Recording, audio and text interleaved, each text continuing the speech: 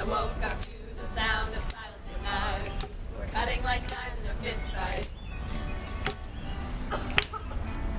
I found you with a bottle of wine. Your head in the curtains, your heart like the 4th of July. These words that we are not shining stars. 'Cause I know I never said we are. Though I've never been through hell like that. I'm close enough windows to know you can never look back. When you're lost and alone, or you're sinking like a stone, carry on. May your past be the sound of your feet upon the ground. Carry on. Carry on, carry on. Good evening, everyone, and welcome to Manhattan Shakespeare Project, Manhattan's all-female Shakespeare company production of 12th Night. Thank you all so much for coming. We are a green company, which means all of our information is on our website, manhattanshakes.org. If you would like more information, please see Jacob, our fabulous stage manager, to get on our mailing list. We also have t-shirts for sale. Free Shakespeare is very expensive, ironically. If at any point you're able to make a donation, it is very greatly appreciated. Even your pocket change will pay for one load of laundry. But you know that $1 million that you're sitting around you don't know what to do with, we'll gladly take that, not a problem. Yes, turn on your cell phone. So if somebody calls you, you can tell them where you are. Tweet, Facebook, all that wonderful stuff. Fill these seats, get butts in here, and enjoy 12th Night. Thank you so much. You're lost and alone, so you're sinking like a stone. Carry on. May your past be the sound of your feet upon the ground. Carry on. Carry on, carry on. Let's go, ladies! Music is the food of love. Play on. Give me excessive it that you're fighting the appetite may sicken and so die. That strain again. It had a dying fall. Oh, it came upon my ears like a sweet sound that breathes o'er a bank of violets, stealing and giving odors. Enough. No more. 'Tis not so sweet now as it was before. Oh, spirit of love. How quick and fresh thou art, that notwithstanding thy capacity, receiveth as the sea, naught that enters there, of what validity and pitch soe'er but falls into abatement and low price. Even in a minute so full of shapes is fancy that it alone is high fantastical. Will you go hunt, my lord? What, Curio? The heart. Why, so I do, the noblest that I have. Oh, when mine eye did see Olivia first, that instant was I turned into a heart. And my desires, like felon cruel hounds, ere since pursued me. How now, what news from her? So please, my lord, I might not be admitted. Oh, that she had a heart in that fine frame to pay that debt of love but to a brother. Away before me the sweet beds of flowers. Love thoughts lie rich, like canopy, bowers.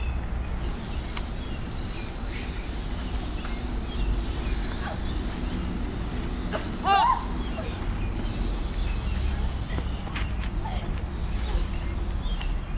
What country friend is this? This is Illyria. And what should I do in Illyria? My brother, he is in Elysium. Perchance he is not drowned. What think you, sailor? It is perchance that you yourself were saved. Oh, my poor brother. And so perchance may he be. Mine own escape unfoldeth to my hope.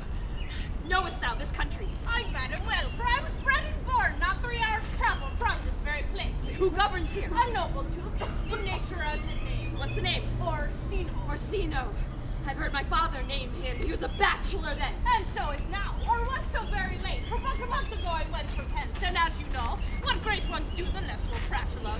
That he did seek the love of fair Olivia. What's she? Oh, a virtuous maid, the daughter of a count, who died some 12 months since, then leaving her in the protection of his son, her brother, who shortly also died, for whose dear love they say she hath abjured the sight and company of men. Oh, that I served this lady, and might not be delivered to the world till I had made mine own occasion mellow what my estate is. That were hard to compass, because you will admit pay thee bounteously. Conceal me what I am, and be my aid for such disguise as haply will become the form of my intent. I'll serve this duke. Thou shalt present me as an eunuch to him. It may be worth thy pains, for I can sing and speak to many sorts of music that will allow me very worth his service. What else may hap, to time I will commit. Only shape thou thy silence to my wit. Be you his eunuch, and your mute I'll be. When my tongue blabs, then let mine eye not see. I thank thee. Lead me on. What a plague needs my niece to take the death of her brother thus. I am sure care's an enemy to life. By my troth, Sir Toby, you must come in earlier a nights. Your cousin, my lady, takes great exceptions to your ill hour. That quaffing and drinking will undo you. I heard my lady talk of it yesterday. And of a foolish knight you brought in one night here to be her wooer. Who, Sir Andrew Aguchi? He. He's as tall a man as any's in Illyria. What's that to the purpose? Why, he has 3,000 ducats a year. Aye, but he'll have but a year and all those ducats. He's a very fool and a product. Fie that you'll say so. Moreover, he's drunk nightly in your company. With drinking health to my niece, I'll drink to her as long as there's a passage in my throat and drink in Illyria. He's a coward and a coistrel that will not drink to my niece. Oh, here comes Sir Andrew Aguchi. Sir Toby Belch! How now, Sir Toby Belch! Oh, sweet Sir Andrew. Oh. Bless you, fair shrew. And you too, sir. A cost, Sir Andrew, a cost. What's that? My niece's chambermaid. Oh, good mistress Acost, I desire better acquaintance. My name is Mary, sir. Good mistress Mary Acost. You do mistake, knight. Accost means board her, front her, woo her, assail her. By my troth, I would not undertake her in such company. Is that the meaning of accost? Fare you well, gentlemen. And thou let part so, Sir Andrew, where thou mightst never draw sword again. And you part so, mistress, I would I might never draw sword again. Fair lady, do you think you have fools in hand? Sir, I have you not by the hand. Mary, but you shall have, and here's my hand. Now, sir, thought is free. I pray you bring your hand to the buttery bar and let it drink. Wherefore, sweetheart? What's your metaphor? Oh, it's dry, sir. Why, I think so. I'm not such an ass, but I can keep my hand dry. But what's your jest? Oh, a dry jest, sir. Are you full of them? Aye, sir, I have them at my fingers' ends. Mary, now I let go your hand, I am barren. Oh, nice. Thou lackest a cup of canary. When did I see thee so put down? Never in your life, I think, unless you see canary put me down. Methinks sometimes I have no more wit than a Christian or an ordinary man has. But I am a great eater of beef, and I believe that does harm to my wit. No question. And I thought that I'd forswear it. I'll home tomorrow, Sir Toby. Pourquoi, my dear knight? What is pourquoi? Do or not do? Oh, I would that I had bestowed my time in the tongues that I had in fencing, dancing, and bear baiting. Oh, had I but followed the arts. Then hadst thou an excellent head of hair. Oh, but it becomes me well enough, does it not? Excellent! It hangs like flax on a distaff.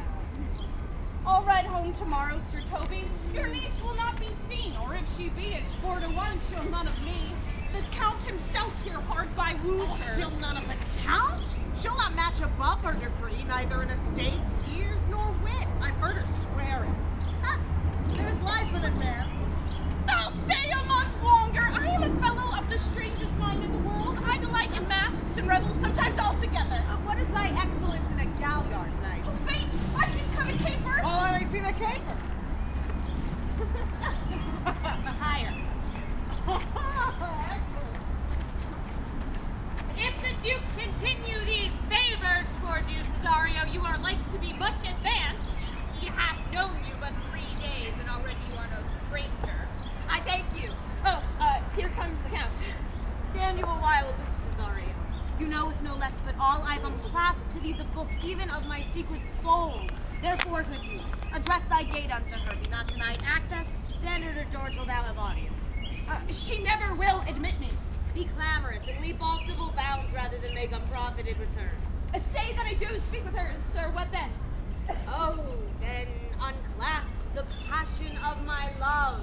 It will become thee well to act my woe. She'll attend it better in thy youth than a nuncio's of graver aspect. I think not so, my lord. Dear lad, believe it, for they shall yet belie the happy years that say thou art a man. Diana's lip is not more smooth and dubious. Thy pitch is as the maiden's organ, shrill and sound, and all resemblative a woman's part. Prosper well in this, and you shall live as freely as your lord, to call his fortunes thine. I'll do my best to woo your lady.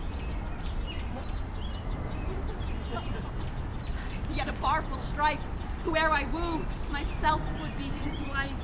Nay, I prithee either tell me where thou hast been, or I will not open my lips so wide as a bristle may enter in way of thy excuse. My lady will hang thee for thy absence. Many a good hanging prevents a bad marriage. And for turning away, let summer bear it out. God give them wisdom that have it. And those that are fools, let them use their talents. You are resolute then. Not so neither. I am resolved on 2 points. Oh, that if one break, the other will hold, and if both break, your gaskins. In good faith, very apt. If Sir Toby would leave drinking, thou wert as witty, a piece of Eve's flesh as any in Illyria. Peace, you rogue, no more of that. Here comes my lady. Make your excuse wisely, you were vexed. God bless thee, lady. Take the fool away. Do not hear, fellows. Take away the lady. Sir, I bade them take away you. This prison in the highest. I wear not motley in my brain. Good Madonna, give me leave to prove you a fool. Can you do it? Dexterously, good Madonna. Make your proof. I must catechize you for it. Good my mouse of virtue, answer me. Well, for want of other idleness, I'll bide you. Good Madonna, why mournest thou? Good fool for my brother's death. I think his soul is in hell, Madonna.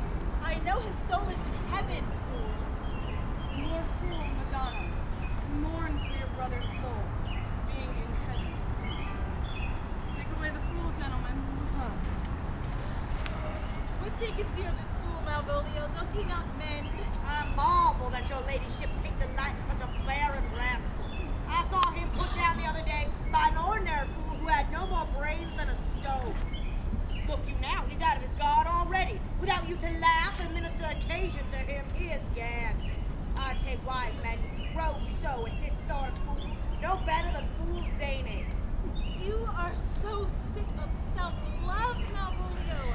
There is no slander in an allowed fool, though nothing but rail, nor railing in a known discreet man, though he do nothing but reprove. Now, Mercury, do thee release, for thou speakst well of fools. Madam, there is at the gate a young gentleman much desires to speak with you. From the Count Orsino, is it? I know not, madam. 'Tis a fair young man and well attended. Who of my people hold him in the way? Sir Toby, madam, your kinsman. Fetch him up, I pray you. He speaks nothing but madman. Fly on him. Go you, Malvolio. If it be a suit from the Count, I am sick or not at home. What you will to dismiss it. Now you see, sir, how your fooling soul, if people dislike it. Mine honor, has the drunk. What is he at the gate? He's a gentleman here. Plague of his pickled herring. Oh, now, sir! Sir Toby. Cousin, how have you come so early by this lethargy? Lechery. I defy lechery. There's one at the gate. Well, so what? He's in the 3rd degree of drink. He is drowned. Go look after him. Madam, there's a young man at the gate swears he will speak with you. I told him he was sick. He takes on him to understand so much and therefore comes to speak with you. I told him you were asleep. He seems to have foreknowledge of this too, and therefore comes to speak to you. What is to be said to him, lady? He is fortified against denial. Tell him I will not speak with him. Has been told so, but he swears. He will stand at your gate like the sheriff's post, be supported to a bench, but he will speak with you. Let him approach. Give me my veil. Come throw it on my face. will once more hear Orsino's embassy. The honorable lady of the house, which is she? Speak to me, I will answer for her. Your will? Most exquisite, radiant, and unmatchable beauty. I tell you, pray you tell me if this be the lady of the house, for I never saw her. I'd be loath to cast away my speech, for besides, it is excellently well penned. I've taken great pains to con it. Good, gentle one, give me modest assurance if you be the lady of the house, that I may proceed with my speech. If I do not usurp myself, I am. Most certain, if you are she, you do usurp yourself, for what is yours to bestow is not yours to reserve. But this is from my commission. I will on with my speech in your praise, and then show you the heart of my message. Come to what is important in it, I forgive you the praise. Alas, I took great pains to study it, and 'tis poetical. It is more like to be feigned, I pray you keep it in. I heard you were saucy at my gates, and I allowed your approach more to wonder at you than to hear you. If you be not mad, be gone. If you have reason, be brief. 'Tis not the time of moon with me to make one so skipping the dialogue. Sure, you have some hideous matter to deliver, when the courtesy of it is so fearful. Speak your office. It alone concerns your ear. I bring no overture of war, no taxation of homage. I hold the olive in my hand. My words are as full of peace as matter. Give us this place alone. We will hear this divinity.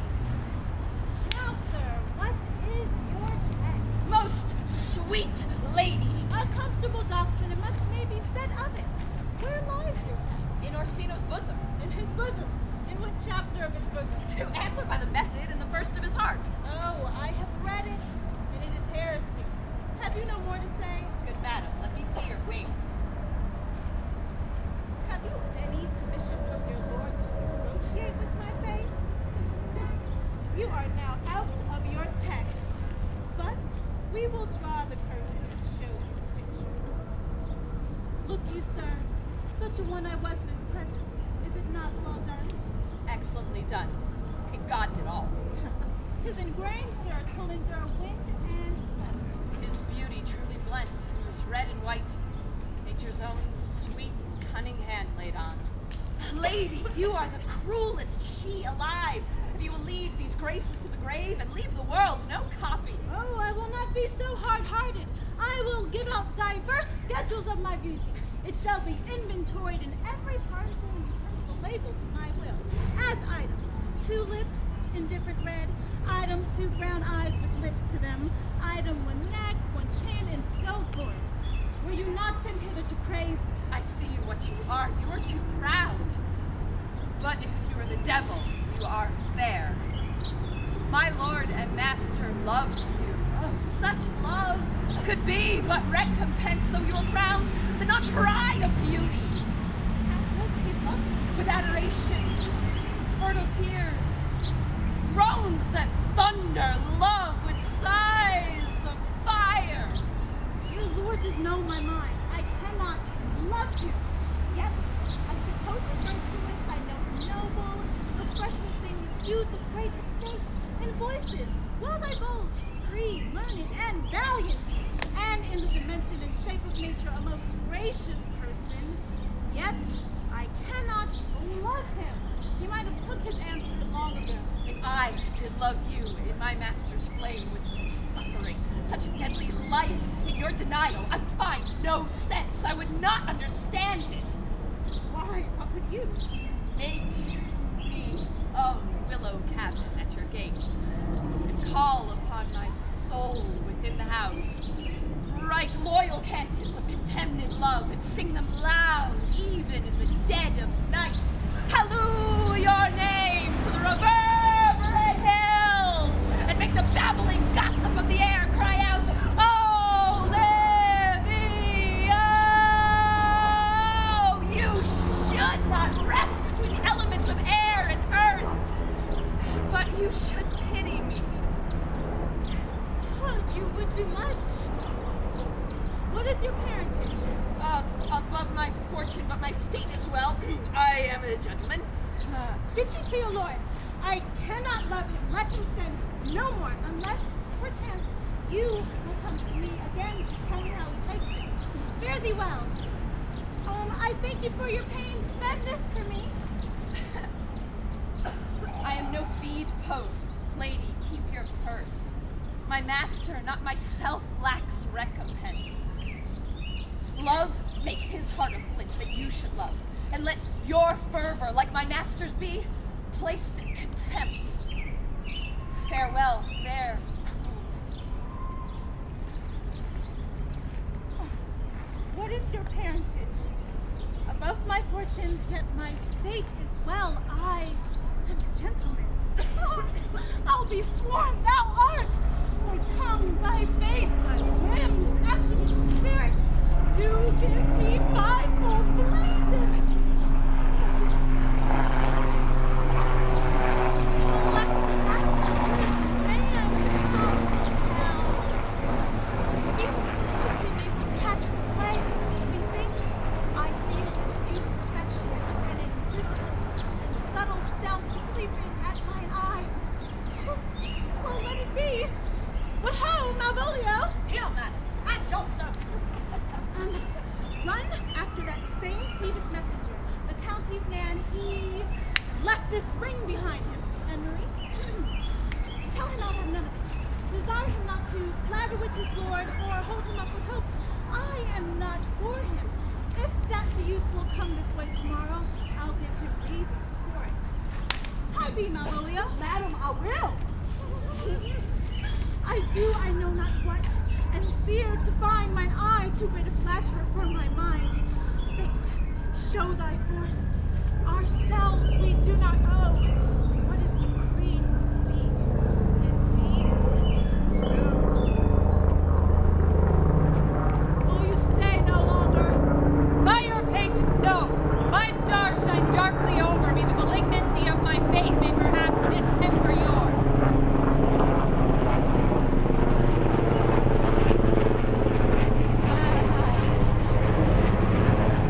You must know of me then, Antonio. My name is Sebastian, which I called Roderigo. My father was that Sebastian of Messaline, whom I know you have heard of. He left behind him myself and a sister, both born in an hour. If the heavens had been pleased, would we had so ended. But you, sir, altered that. For some hour before you took me from the breach of the sea was my sister drowned. Alas the day! A lady, sir, though it was said she much resembled me, was yet of many accounted beautiful. Though I cannot with such estimable wonder over far believe that, yet thus far will I boldly publish her. She bore a mind that envy could not but call fair. She is drowned already, sir, with salt water, though I seem to drown her remembrance again with more. Pardon me, sir, your bad entertainment. Oh, good Antonio, forgive me your trouble. Fare you well at once. My bosom is full of kindness. And I am yet so near the manners of my mother that upon the least occasion more mine eyes will tell tales of me. I am bound to the Count Orsino's court. Farewell. The gentleness of the gods go with thee. I have many enemies in Orsino's court. But come what may, I do adore thee so, that danger will seem sport, and I will go. Were you even now with the Countess Olivia? Even now, but on a moderate pace, I have since arrived hither. She returns this ring to you. You may have saved me great pains to have taken it away yourself.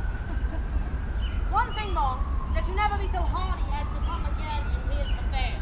Receive it, sir.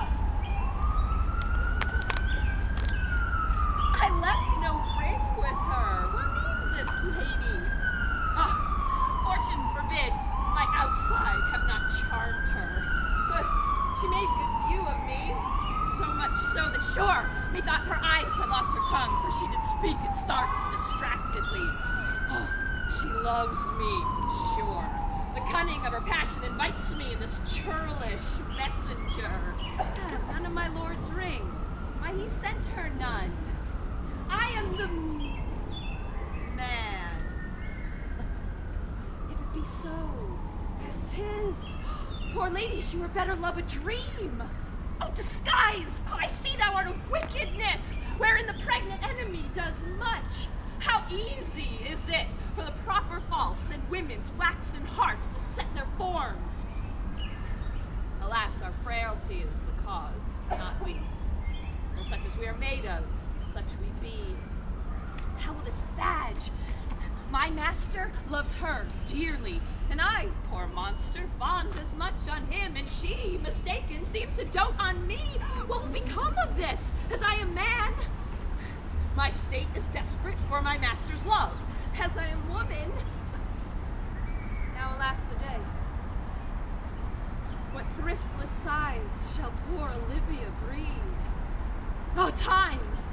Thou must untangle this, not I. It is too hard a knot for me to untie. Approach, Sir Andrew. Not to be in bed after midnight is to be up betimes.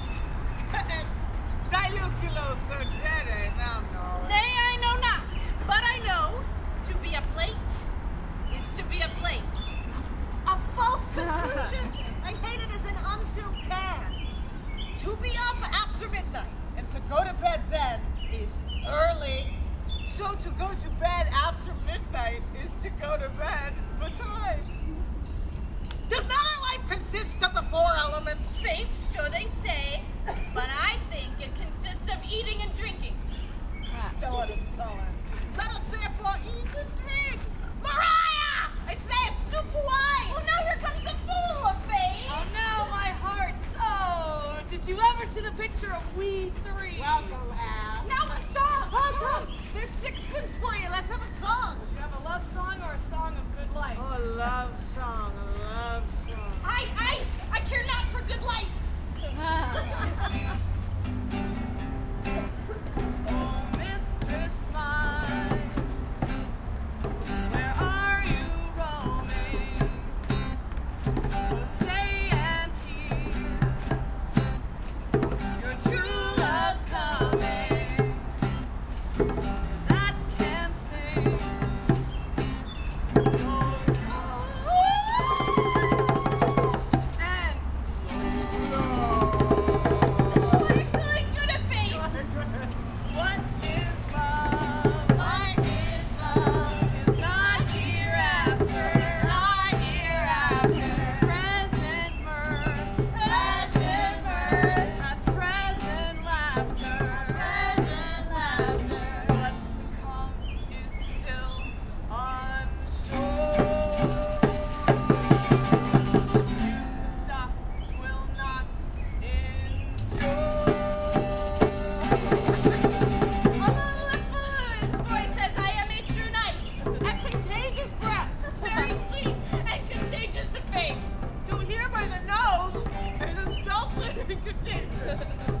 But shall we make a welcome dance indeed?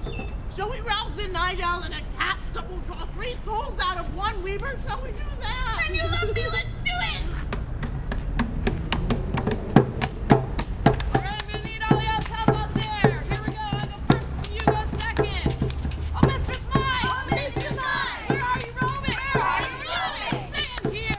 What a caterwauling do you keep here? If my lady have not called up her steward Malvolio and bid him turn you out a door, never trust me. My ladies are Catan. We are politicians. Malvolio's a pegaramsey. And 3 men are we. Am I not consanguineous? Am I not of her blood? Truly valley, lady. There to welcome man in Babylon, lady. The knights in admirable fooling. Oh, he does it well enough if he be disposed, and so do I too. He does it with a better grace, but I do it more natural. Oh, the 12th day of Oh, December, December, my my true love gives me.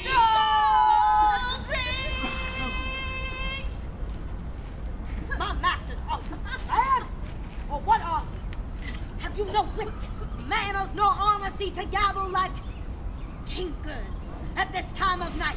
Do you make an alehouse of my lady's house that you squawk your coziest catch without any mitigation or remorse of voice? Is there no respect of keep time, sir, in our catches. Snack up! So, Toby, I must be round with you.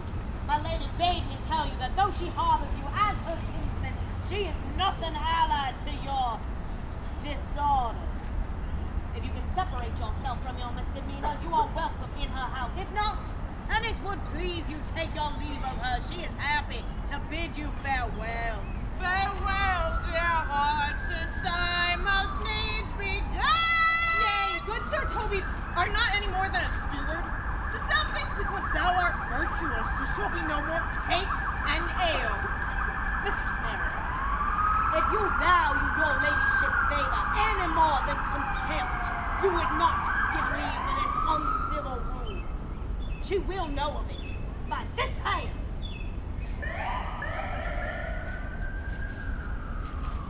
go shake your ears.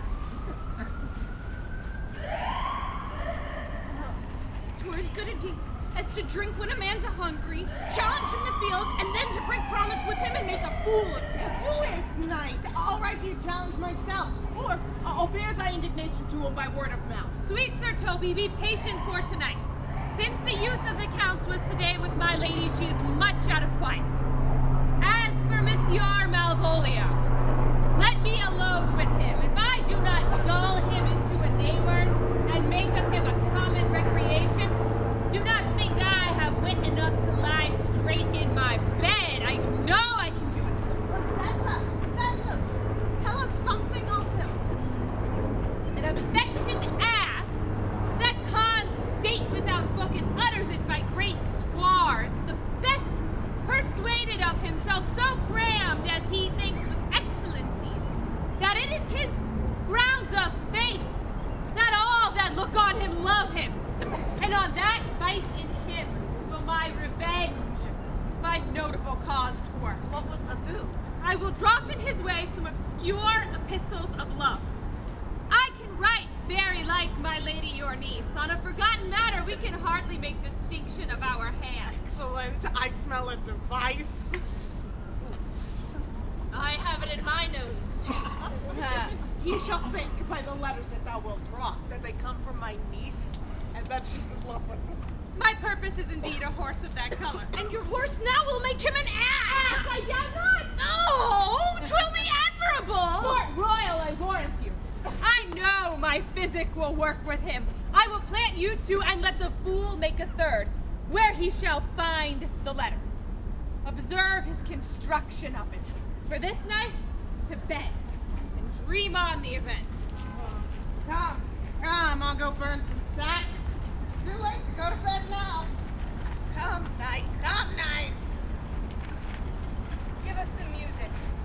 The piece of song we had last night, we thought it did relieve my passions much, more than the light airs and recollected terms of these most brisk and giddy-paced times. Huh, what wonders? You not hear my lord that would sing it. Who was it? Can you just please, can you read this for me? I have to change characters, so can you just read it? Thank you so much. Festy the Jester, my lord, a fool that the lady Olivia's father took much delight in. He is about the house. We'll seek him out. No, you don't have to seek me out. I'm good. Thank you so much. Play the tune a while. Come, boy. If ever thou wilt love, and the sweet pangs of it remember me. For such as I am, all true lovers are, unstayed and skittish in all motions else save the constant image of that creature that is beloved.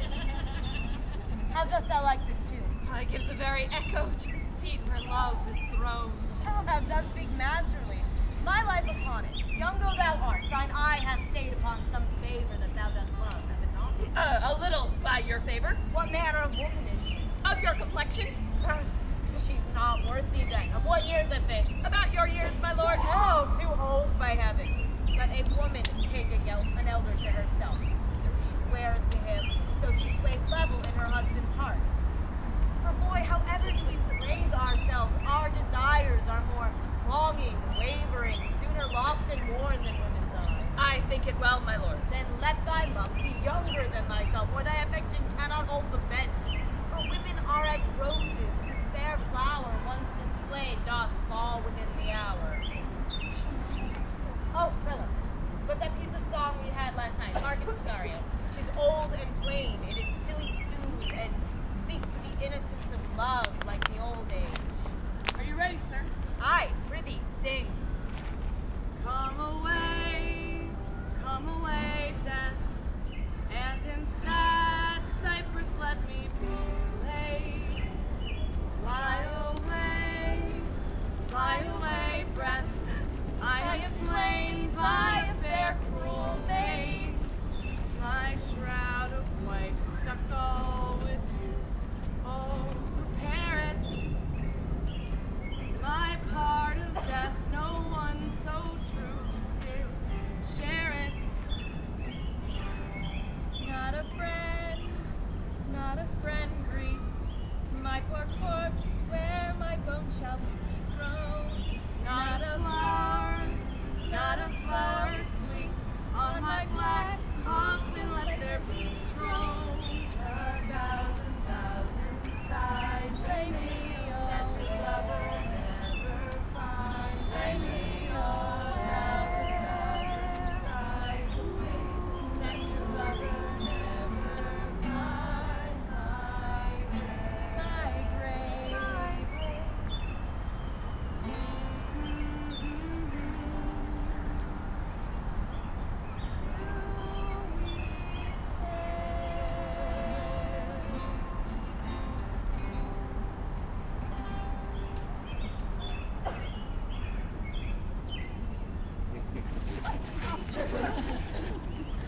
Here's for thy pace. No pain, sir. I take pleasure in singing, sir. Once more, Cesario, get thee to self-same sovereign cruelty. Tell her that my love, more noble than the world, prizes not quantities of dirty lands, that which fortune hath bestowed upon her. Tell her instead that it is the miracle and queen of gems that nature pranks her in attracts my soul. But if she cannot love you, I cannot be so answered. sooth, but you must say that some lady, as perhaps there is, hath for your heart great a pang of love as you have for Olivia. You cannot love her. You tell her so. Must she not then be answered? There's no woman's sides could bide the beating of so strong a passion. As love doth give my heart, no woman's heart so big to hold so much. They lack retention. Alas, their love may be called appetent, no movement of the liver, but all palate that suffers surfeit, cloyment, and revolt. Think no compare the love a woman can bear me, and that which I too owe Olivia. Aye, but I know. Oh, what dost thou know? Too well what love women to men may owe. In faith, they are as true of heart as we. My father had a daughter, loved a man. If it were I were a woman, I should your lordship. What is her history? A blank, my lord. She never told her love, but let concealment like a worm in the bud feed on her damask cheek. She pined in thought, and with a green and yellow melancholy, she sat like patience on a monument, smiling at grief. Was not this love indeed? We men may say more, swear more, but indeed our shows are more than will, for still we prove much in our vows, but little in our love. But died your sister of her love? I am all the daughters of my father's house, and all the brothers too. And yet I know not. Sir, shall I to this lady? Aye, that's the theme. Give her this jewel. Tell her that my love can give no place nor bide denay. Here comes the little villain. Get ye all three into the box tree. Malvolio is coming down this walk. Lie now there, for here comes the trout that must be caught with tickling. Is but fortune, all is fortune. What employment have we here? Now is the woodcock near the gin. Oh, peace. And the spirit of humor intimate reading aloud to him. Read out loud. Read out loud. Read out loud. Read out loud. Yes, read out loud. Read out loud. To the unknown beloved, this and my good wishes. By my life, this is my lady's hair, but wax soft. And the impression Lucrezia she uses to seal. To whom should this be? This wins him, liver and all.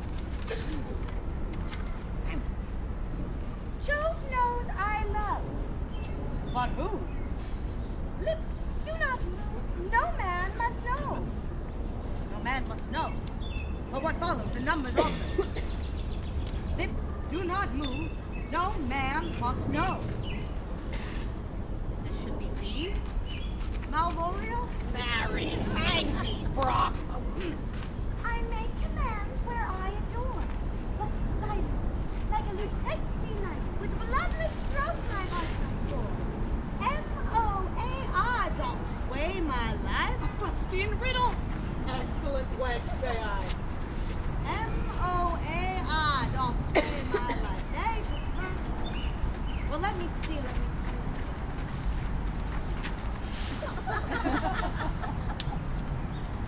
What a dish of poison hath she dressed him in? With what wing the stand-up checks at? This is where I adore.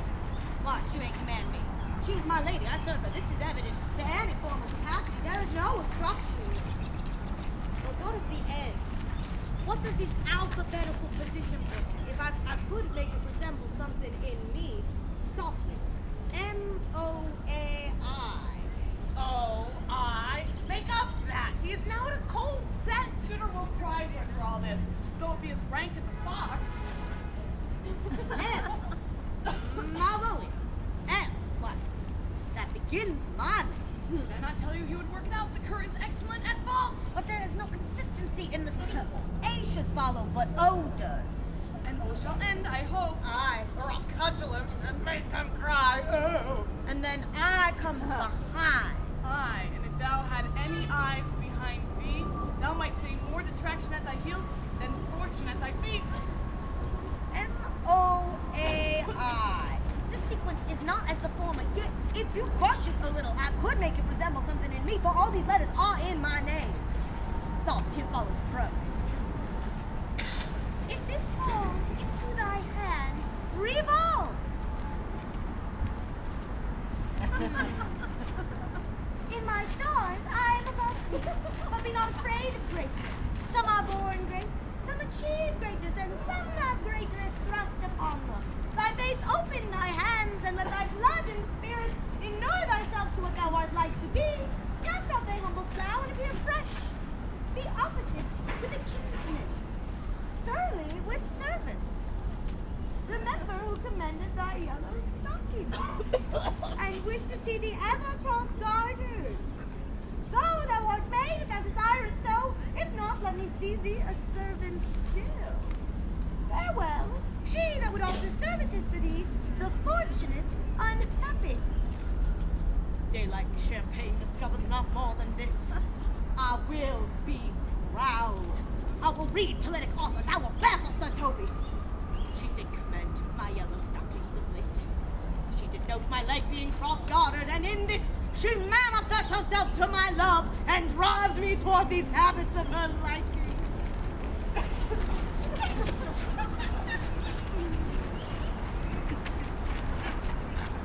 There is yet a postscript. Thou canst not choose but know who I am. If thou entertainest my love, let me see it in thy smiling. Thy smile becomes thee well. Therefore in my presence smile still. My dear sweet, I prithee. Oh, Jove, I thank thee. I will smile. I will do anything thou asks of me.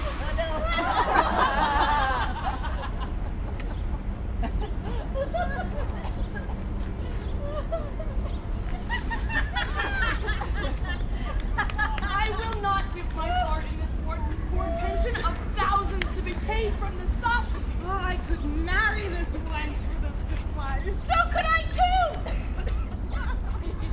Thou hast put him in such a dream that when the image of it leaves him, he must run mad. If you will then see the fruits of this sport, mark his first approach before my lady. He will come to her in yellow stockings, and 'tis a color she abhors. Oh, no! And cross-gartered, a fashion she detests. And he will smile upon her, which will now be so unsuitable to her disposition, being addicted to a melancholy as she is, that it cannot but make him a notable contempt. You will see it. Follow me. To the gates of honor, excellent devil of wit! I'll make one too! Save thee, friend! And thy music. Dost thou live by thy tabor? No, I live by the church. Oh, art thou a churchman? No such matter. I do live at my house, and my house doth stand by the church. So thou mayest say, a king lies by a beggar, and the beggar dwells near the king. Or the church stands by thy tabor, and thy tabor stand near the church. Art not thou the Lady Olivia's fool? No! Indeed, sir, the Lady Olivia has no folly. She will keep no fool, sir, till she be married. And fools are as like husbands as the pilchards are as herrings. The husband's the bigger. I am indeed not her fool, but her corrupter of words. I saw thee late at Count Orsino's. Foolery, sir, doth walk about the orb like the sun. It shines everywhere. I would be sorry, sir, but the fool should be as oft with thy master as with my mistress. I think I saw your wisdom there. Come away, come away. No, nay, and now pass upon me, I'll no more with thee. Hold, there's expenses for thee. Yes. Now, Jove, in this next commodity of hair, send thee a beard. Oh, by my troth, I tell thee, I am almost sick for one, though I would not have it grow on my chin. Is thy lady within? I would play Lord Pandarus of Phrygia, you only who that is, right? To bring a Cressida to this Troilus. I understand you well. Tis well met. My lady is within, sir. I will convey to her whence you came, who you are, and what you would are beyond my welcome. I would say element, but the word is overborne. Save you, gentlemen! And you, sir. Do you vous garde, monsieur? And vous aussi, votre separative. Do you encounter the house? My niece is desirous you should enter if your trade be. I am bound to your niece, sir. I mean, she is the list of my voyage. I mean go, sir. Enter. Oh, excellent, accomplished lady. The heavens rain odors on you. This youth's the rare courtier. Rain odors. Well, my matter hath no voice, but to your own most pregnant and vouchsafed ear. Odors? Pregnant? Vouchsafed? I'll get them all three already. Let the garden door be shut and leave me to my hearing. Pregnant? Give me your hand, sir. My duty and most honorable service, lady. What is your name? Cesario is your servant's name, fair princess. My servant, sir? Was never a married world since lowly lady was called. Compliment, you are servant to Countess. And he is yours, and his must needs be yours. Your servant's servant is your servant, madam. For him, I think not on him. For his thoughts, would they were blanks rather than filled with thee. Good madam, I come to whet your gentle thoughts on his behalf. By your leave, pray you. I bade you never speak again of you. Would you undertake another suit? I had rather hear you to solicit that music. Dear lady! Give me leave, beseech you. I did send after the last enchantment you did here a ring in chase of you. So did I abuse myself, my servant, and I fear me. You, under your hard construction must I sit, to force that on you in a shameful cunning you knew none of yours. What might you think? Have you not set mine honor at the stake and baited it with all those tyrannous thoughts that heart can think? A cypress, not a bosom, hideth my heart. So let me hear you speak. I pity you. That's a degree to love. No, not a rise. It is a vulgar proof that very oft we pity enemies. Why then methinks it's time to smile again. Grace and good disposition attend your ladyship. You'll nothing, madam, to my lord, by me? I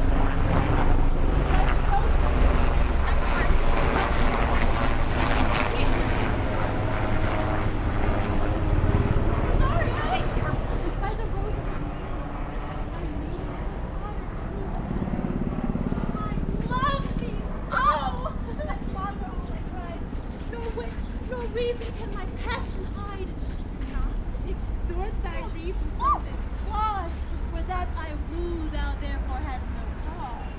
But rather, reason thus with reason better. Love sought is good, but given unsought is better.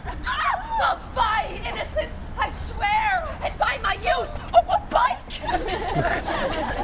I have one heart, one bosom, and one truth, and that no woman has, nor never none shall mistress be of it, save I alone. So, adieu, good madam, nevermore will I to you my master's tears deplore.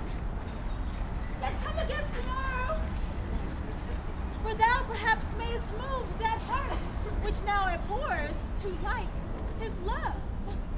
No, faith! I'll not stay a jot longer. I saw your niece do more favors upon the Duke's serving man than ever she bestowed upon me. I saw it in the orchard. Did she see thee the while, old boy? Tell me that. As plain as I see you now. This was a very argument of love in her toward you. Slight. Will you make him ask me? I will! Prove it legitimate by the good oaths of reason and judgment. She did show favor to the youth in your eye only to exasperate you, to awaken your dormouse valor, to put fire in your heart and brimstone in your liver. You then should have accosted her, and with some excellent jests fired new from the mint, you should have banged the youth into dumbness.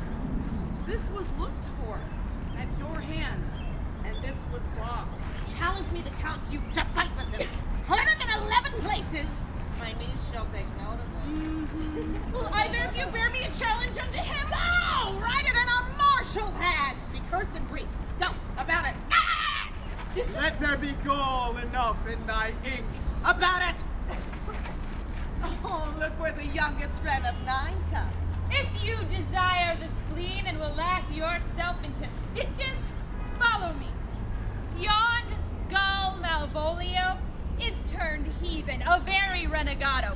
For there is no Christian that means to be saved by believing rightly can ever believe such impossible passages of grossness.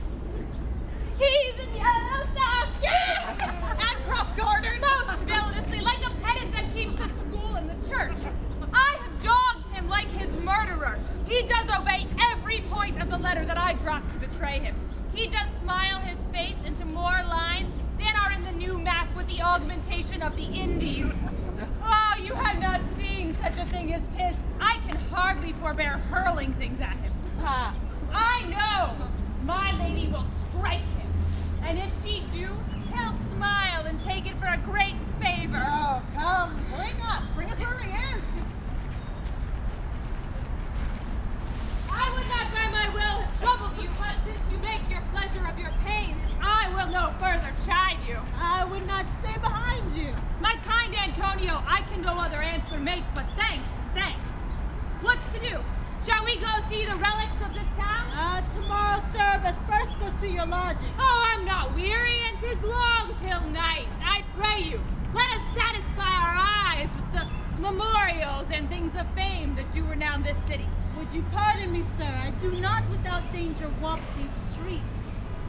Once, in a sea fight against the Count, his galleys, I did some service of such note indeed, that were I ta'en here, it should scarce be answered. But like you slew a great number of his people. The offense was not of such a bloody nature, albeit the quality of time and quarrel might well have given us bloody argument, might have since been answered in repaying what we took from them, which for traffic's sake most of our city did, only myself stood out, for which if I be lapsed in this place, I shall pay. Well, do not then walk too open. Doth not fit me. Hold, sir. Here's my purse. In the south suburbs at the Elephant is best to lie. Why I your purse? Haply if your eyes shall light upon some toy you have desired to purchase, I think your stores are not for idle market, sir. I'll be your purse bearer and leave you for an hour. To the Elephant! I do remember. I have sent for him! He says he shall come! Help my niece! bestow of him. They say that youth is often more bought than begged or borrowed. I speak too loud. Where's Malvolio? He is sad and civil and suits well for a servant with my fortunes. Where is Malvolio? He's coming, madam, but in very strange manner. He is sure possessed, madam. Why? What's the matter? Does he rave? Oh, no, madam. He does nothing but smile. Your ladyship were best to have some guard about you. For sure, the man is tainted in wit. Fetch him hither. I am as mad as he, if sad and merry madness equal be. What ho, Malvolio! Sweet lady. Oh. Smilest thou, I sent for thee on a saddle.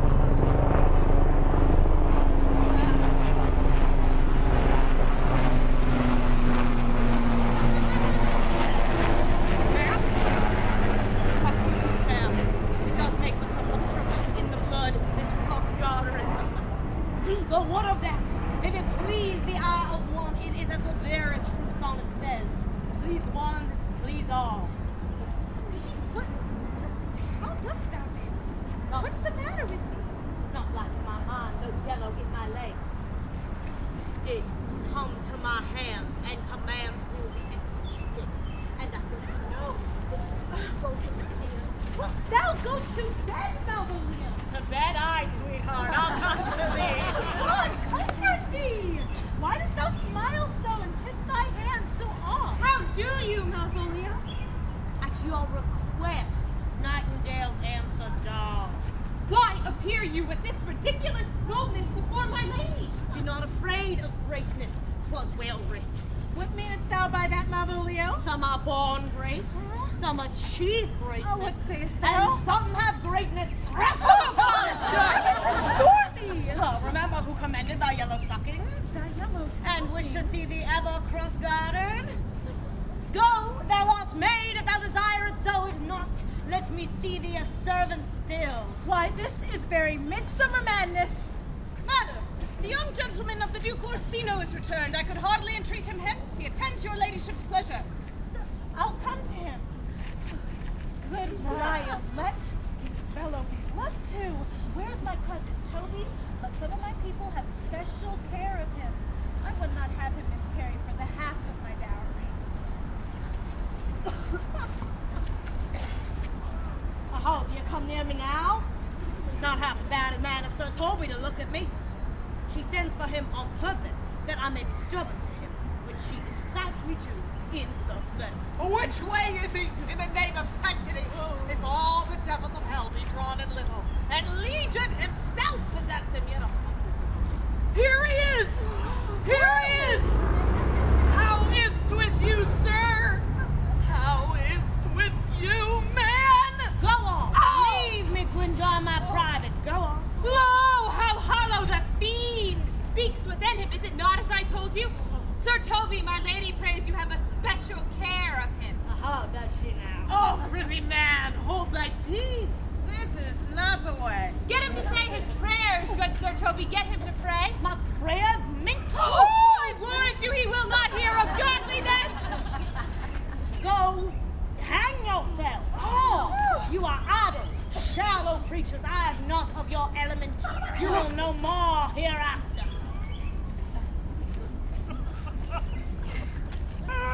It's possible?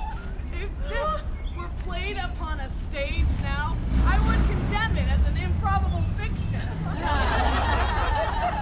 He's very genius on taking the infection of the device, man. Nay, pursue him, lest the device take air and taint. We shall make him mad, indeed. The house will be the quieter. Come, we'll have him in a dark room and bound. My niece is already in the belief that he's mad. We may carry it thus, for our pleasure and his penance, till our very pastime, tired out of breath, prompt us to have mercy on us. Here's the challenge. Read it. Warrant there's vinegar and pepper in it. It's so saucy. Give me. I never get to read anything.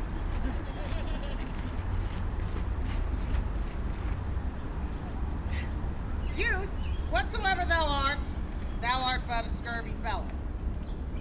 Very brief and to exceeding good sense, thus.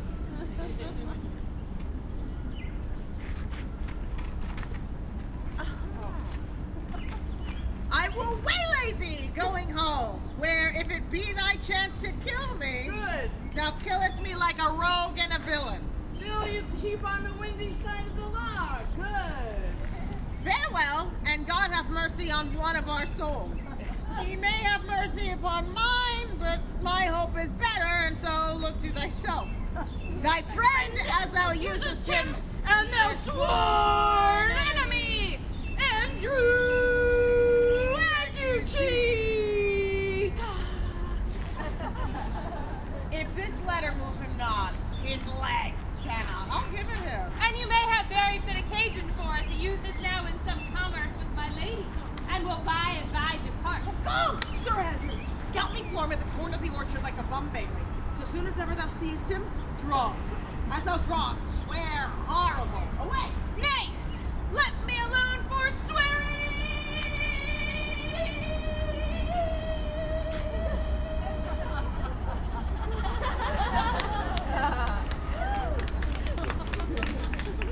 Now will not I deliver his letter.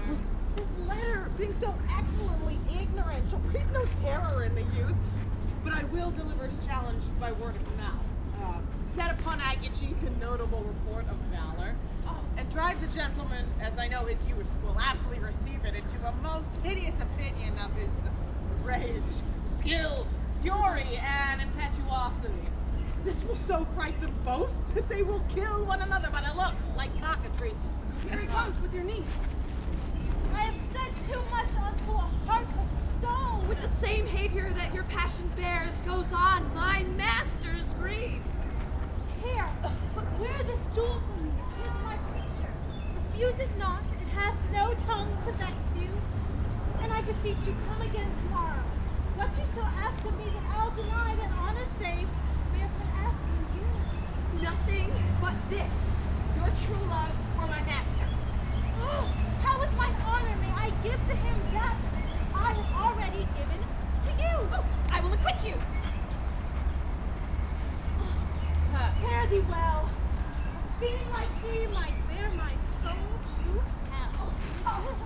Gentlemen, God save you. And you, sir. That defense that thou hast, betake thee to it.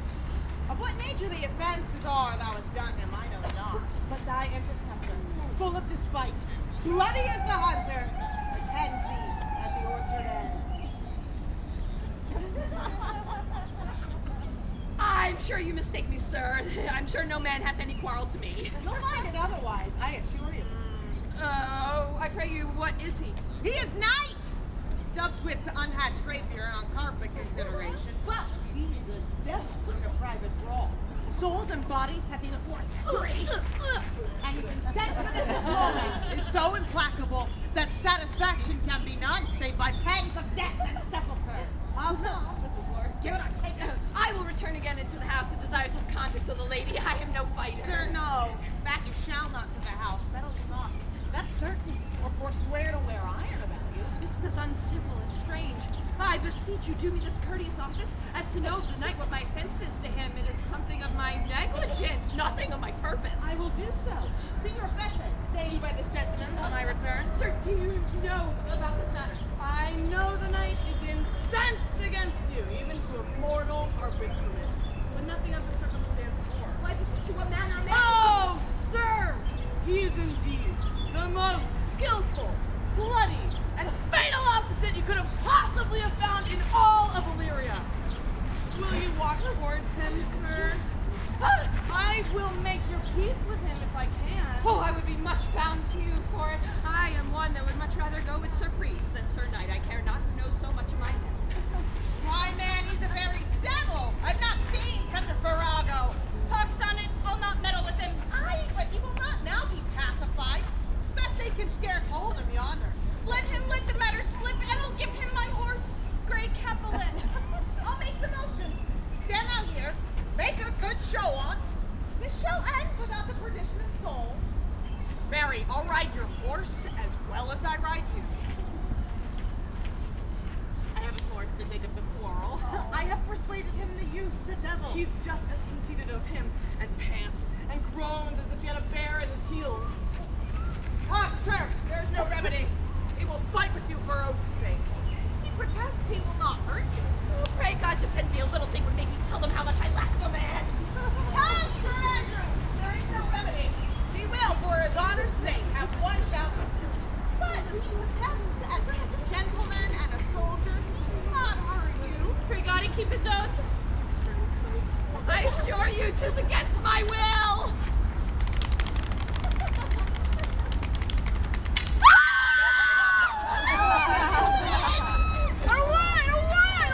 Toby, don't make me do this.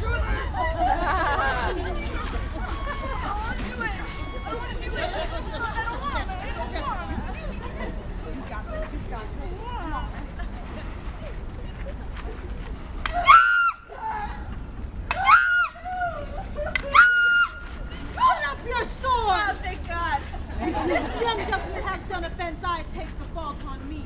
If you offend him, I for him defy you. You, sir? Why, what are you? One, sir, that for his love there is yet two more. Nay, that if you be an undertaker, I abhor you. Hold, Sir Toby, here come the officers. I'll deal with you anon. This is the man. Do thy office. Antonio, I arrest you in the suit of Count Orsino. I must obey. This comes with seeking you. What might you do now that my necessity makes me to ask you for my purse? Do not stand amazed, but be of comfort. I must entreat you. It's not that money. What money, sir? Oh, for the fair kindness you showed me here. my I will habit lend is not much. much. I'll make division of my present with you. Hold, there's half my coffer. Oh, you deny me now? Is it possible that my deserts to you can lack persuasion? Do not tempt my misery, lest you will make me so unsound a man as to upbraid you for the kindnesses that I have done for you. I know of none, nor know I you by voice or any feature. Let me speak a little. This youth that you see here, I snatched one half from the jaws of death, redeemed with the sanctity of love. What's that to us? The time goes by away. Thou hast, Sebastian, done feature shame. Lead me on. Methinks his words do from such passion fly that he believes himself. So do not I. Prove true, oh, prove true imagination that I, dear brother, be now taken for you. He named Sebastian. I, my brother, know, yet living in my glass, even such and so in favor was my brother, and so he went in this fashion, color, ornament for him I imitate. Oh, if it prove, tempests are kind, and salt waves fresh in love. A very dishonest, paltry boy, and more a coward than a hare. His dishonesty appears in his leaving his friend here in necessity and denying him. Slid. I'll after him again and beat him. Will you make me believe I am not sent for you? Go to, thou art a foolish fellow. Let me be clear of thee. Well held out in faith. No. Ah, you are not sent for by Olivia to bid her come speak with thee. Nor, your name is not Master Cesario. Nor this is not my nose, neither. Nothing that is so is so. Now, sir, have I met you again?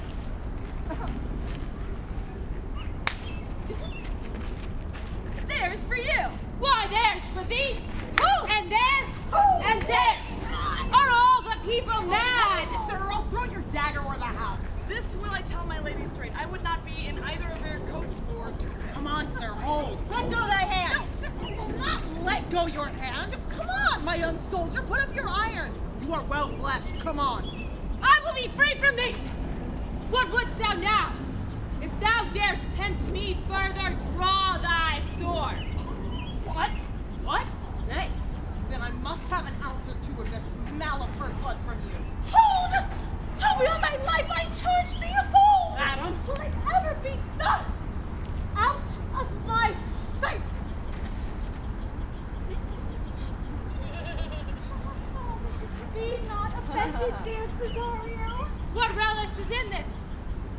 is a stream, or I am mad, or else this is a dream. Let fancy still my sense and lead thee steep. If it be thus to dream, still let me sleep. Would thou be moved by me? Madam, I will. Oh, say so, and so be.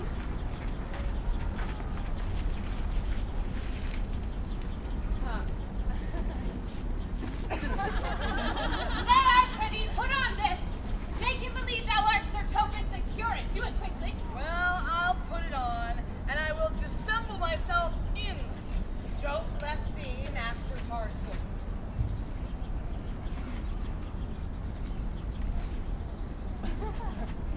Bonus diet, said Toby.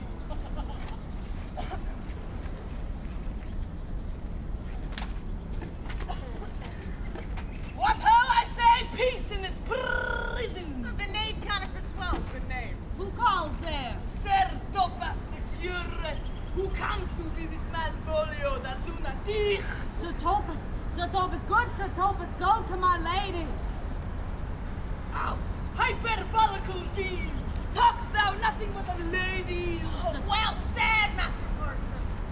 Sir Topas, good Sir Topas, never was there a man so wrong, Sir Topas. Do not believe I am mad, yet have laid me here in hideous darkness. Fie, thou dishonest Satan! Say thou this house is dark! As hell, Sir Topas. Do not believe I am mad, I say to thee, this house is dark. Madman, thou errest! I say there is no darkness but ignorance! I say to you, this house is as dark as ignorance, though ignorance be as dark as hell. And I say to you, never was a man thus abused. Remain thou still in darkness. Fare thee well. Sir Topas? Sir Topas! Oh, my most exquisite Sir Topas. Go to him in thine own voice, and bring me word how thou finds him. I would we were well rid of this knavery. If he may be conveniently delivered, I would he were. For I am now so far in offense with my niece that I cannot pursue with any safety this sport to the upshot. Come by and by to my chamber. Hey, Robin, jolly Robin, tell me how thy lady does. Oh? My lady is unkind, Purdy. Oh! Alas, she loves another. Fool, I say! Huh? Who calls? Fool, as ever thou wilt deserve of me, help me to a candle, pen, paper, ink. As I am a gentleman, I will live to be thankful to ye for it. Master Malvolio. Aye. Alas, how fell you beside your 5 wits? Oh, I swear to you, I am as well in my wits as any man in Illyria. Would that you were, sir. Fool, I prithee, light, paper, pen, ink, take down what I will to my lady. It shall advantage thee more than ever the bearing of a letter did. Well, I will help you, but tell me true. Are you not mad indeed, or do you but counterfeit? By this hand, I swear I am not, I tell thee true. Well, I'll never believe a madman till I see his brains. But I will help you to write, and ink and paper, sir. Oh, I requite thee in the highest, I prithee be gone. I am gone, sir, and anon, sir, I'll be with you again. Adieu, Edmond Deville. This is the air. That is the glorious sun. This pearl she gave me, I do feel it and see it. And though 'tis wonder that enwraps me thus, yet 'tis not madness. Where's Antonio then? I could not find him at the Elephant, yet there he was, and there I found this credit, that he did range the town to seek me out. His counsel now might do me golden service, for though my soul disputes well with my sense, that this may be some error but no madness, yet doth this accident and flood of fortune so far exceed all instance, all discourse, that I am ready to distrust mine eyes and wrangle with my reason that persuades me to any other trust but that I am mad. Or else the lady's mad. Yet if 'twere so, she could not sway her house, command her followers, take and give back affairs and their dispatch with such a smooth, discreet, and stable bearing as I perceive she does. There's something in that is deceivable. But here the lady comes. Blame not this haste of mine.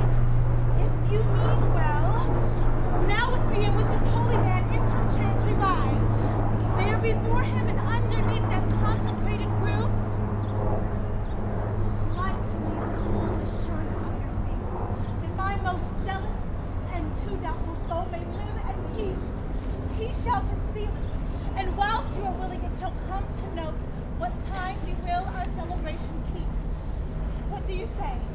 I'll go with this good man and follow you, and having sworn truth, ever will be true. Then lead the way, good father, and heaven so shine that they may fairly note this act of mine. Belong you to the Lady Olivia, friend? Aye, we are some of her trappings.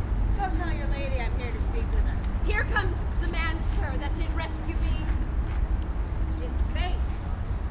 I do remember it well, but when last I saw it, it was smeared black as the Vulcan smoke of war. Orsino, this is that Antonio that took the phoenix and her brought from Candy, and this is he that did the tiger board when your young nephew Titus lost his leg. He did me kindness, sir, drew on my side, but in conclusion put strange speech upon me. I know not what 'twas, but distraction, notable pirate.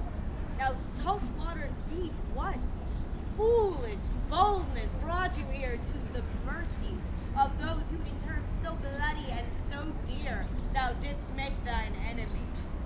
Orsino, noble sir, be pleased I shake off these names you give me. Antonio never yet was thief or pirate, though I confess on base ground enough Orsino's enemy. A witchcraft drew me hither. That ungrateful boy there by your side I did redeem from the rude seas enraged and foamy mouth.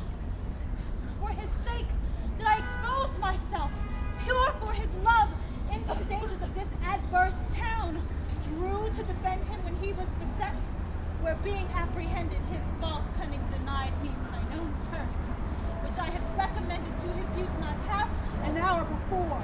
How can this be? Now when came ye to this town? Today, my lord, and for 3 months before, no interim, not a minute's vacancy did we keep company.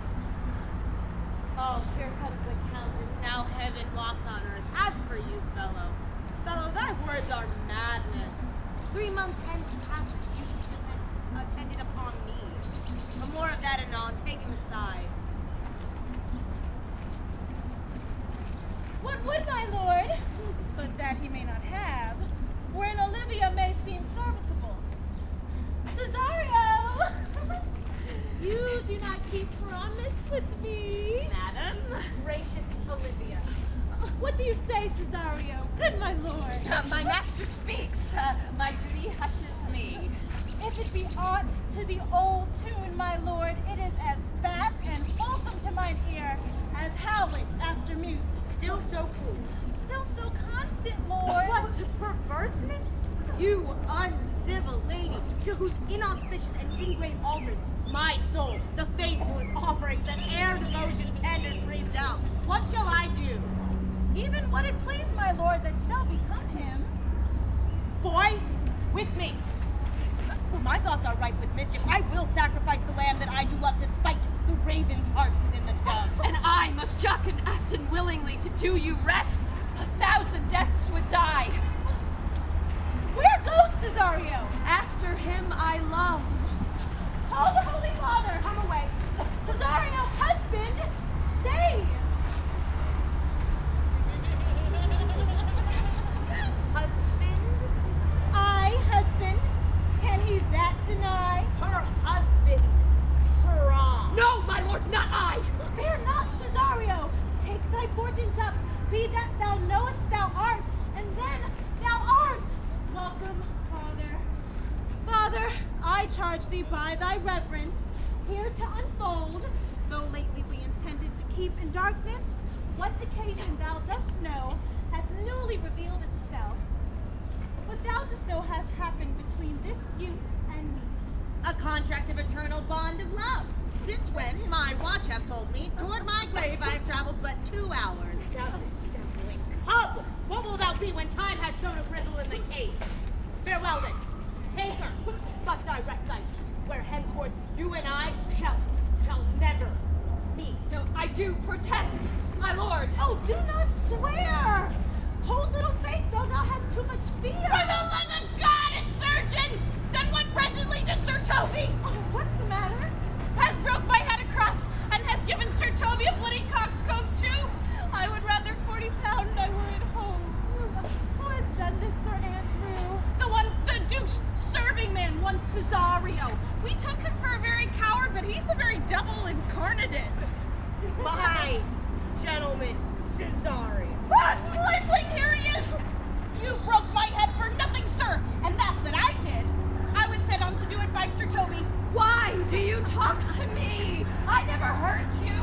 drew your sword upon me without cause, but I bespoke you fair and hurt you not. If a bloody coxcomb be a hurt you have hurt me, I think you said nothing by a bloody coxcomb. Oh, here comes Sir Toby, halting.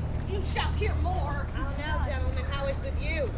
Someone has hurt me. And there's an end on.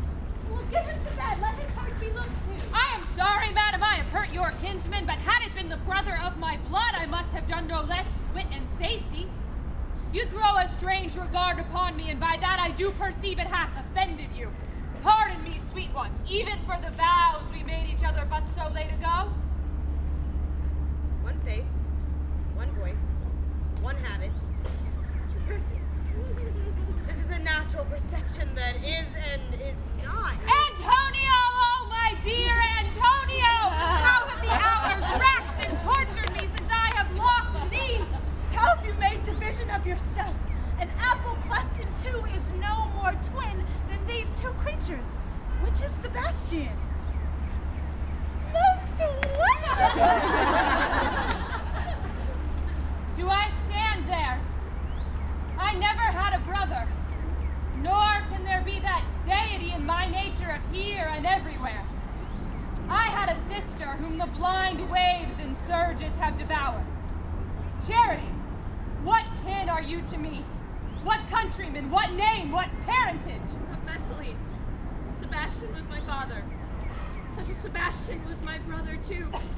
So when he suited to his watery tomb, if spirits can assume both suit and form, you come to fright us. A spirit I am indeed, but am in that dimension grossly clad, which from the womb I did participate. Were you a woman, as the rest goes even, I should my tears let fall upon your cheeks and cry, thrice welcome, drowned Viola. My father had a mole upon his brow. And so had mine. And died that day when Viola from her birth had numbered 13 years. Oh, that record is lively in my soul. He finished indeed his mortal act, the date that made my 13 years.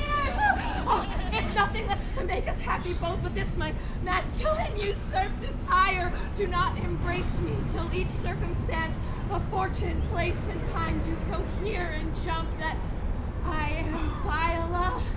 Which to confirm, I'll bring you to a captain in this town where lie my maid's weeds, and by whose gentle help I was preserved to serve this noble count. All the occurrence since of my fortune have been between this lady and this lord. So comes it, lady, you have been mistook. Oh, but nature to her bias drew in that you would have been contracted to a maid. Nor are you there, and by my life deceived, you are betrothed to both a maid and man. Be not amazed. Right noble is his blood. If this be so, as yet the glass seems true, then I must share in this most happy wreck. Boy, thou hast said to me 1,000 times, thou wilt never love a woman as like to me. And all those sayings will I overswear, and all those swearings keep as true in soul as doth the orbed continent the fire that severs day from night. Then give me thy hand. Let me see thee in thy woman's weeds. The captain that did first bring me on shore hath my maid's garments. He is now upon some action in durance at Malvolio's suit, a gentleman and follower of my lady's. He shall enlarge him. Fetch Malvolio hither.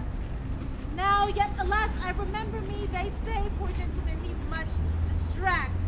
A most distracting frenzy of mine own hath from my remembrance clearly banished his.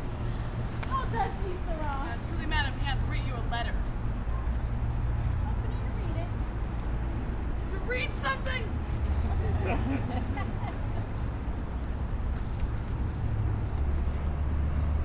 By the Lord Madam, you wrong me, and the world shall. Now, I'm no man. No, indeed, Madonna, I do but read madness, and your ladyship would have it as it ought to be. You must allow ParkS. Read it I thy right. So I do, but to read it in his right wits is to read thus. Therefore, prepend my princess and give ear. Read it you, sirrah. By the Lord, madam, you wrong me, and the world shall know it. Though you have laid me in darkness and given your drunken cousin rule over me, I have yet still the benefit of my senses as well as your ladyship. I have your own letter that induced me to the semblance I put on. With by the which I doubt not but to do myself much right, or you much shame. Think of me as you please. I leave my duty a little unthought of, and speak out of my injury. The madly used Malvolio. Did he write this? Aye, madam. The savor's not much of distraction. Take him delivered. Fetch him hither. Now, my lord, these things further thought on, to imagine me as well a sister as a wife, one day shall crown the alliance on it. So please you here at my house and at my proper cause. Madam, I am right apt to embrace your offer. Your master quits you, and for the services you have done him, so against the mettle of your sex, so far beneath the tender gentleness of your breeding, and because you called me master for so long, you will henceforth be your master's mistress. A sister. Is this the madman? Aye, my lord, the same. How now, Malvolio? Adam, you have done me a terrible wrong. Have I, Malvolio? No. Madam, who wooed this letter, you cannot deny it is your hand and your invention. Tell me why. Alas, Malvolio, this is not my writing, though I confess much like the character, but out of question it is Mariah's hand. Now I do bethinks me it was she that first told me thou was mad, then camest it smiling and in such forms, which were here presupposed upon thee by the letter. Most freely hear me speak. Most freely I confess myself and Toby set this device against Malvolio here. Mariah writ the letter, in recompense whereof Sir Toby hath married her. How with what sportful malice it did follow, may rather pluck on laughter than revenge, if that the injuries on both parts be justly weighed. Why, some are born great, some achieve greatness, and some have greatness thrown upon them. But do you remember, madam, why laugh you at such a barren rascal?